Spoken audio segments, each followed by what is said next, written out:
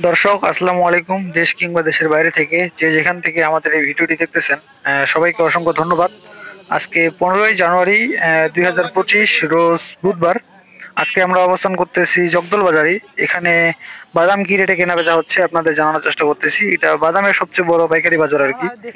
জগদলের সব থেকে বড় বাজার এখানে হয় বাদামের। তো আপনাদের জানানোর চেষ্টা করতেছি এখানে কি দামে বাদাম ক্রয় বিক্রয় করা হচ্ছে।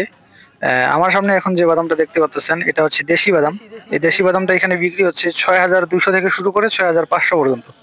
6,200 থেকে 6,500 পর্যন্ত।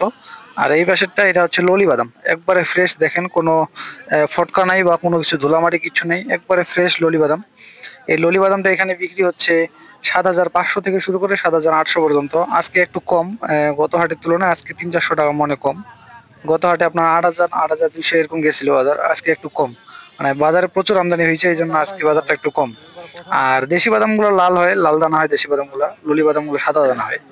আর যেটা বারি সিক্স বোল্ডার, ওই বারি সিক্স বোল্ডারটা বিক্রি হচ্ছে 8,300 থেকে 8,500 পর্যন্ত। যেটা বোল্ডার বাদাম, বড় বড় বাদাম, ওইটা 8,300 থেকে 8,500 টাকা বিক্রি হচ্ছে।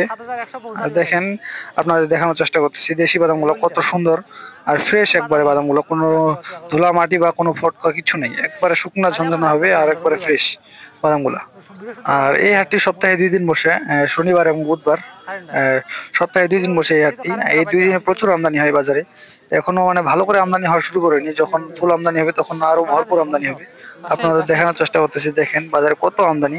এই পাশে আমদানি, এই পাশে আমদানি, চারপাশে কত আমদানি, কিন্তু ক্রেতা একটু কম, চাহিদা একটু কম বাজারে, ক্রয় বিক্রয় কম হচ্ছে আর কি।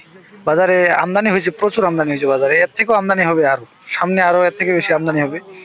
তবে বর্তমান আর কি চাহিদা একটু কম বোঝা যাচ্ছে। তো দর্শক আজ এই পর্যন্তই। সবাই ভালো থাকবেন, সুস্থ থাকবেন।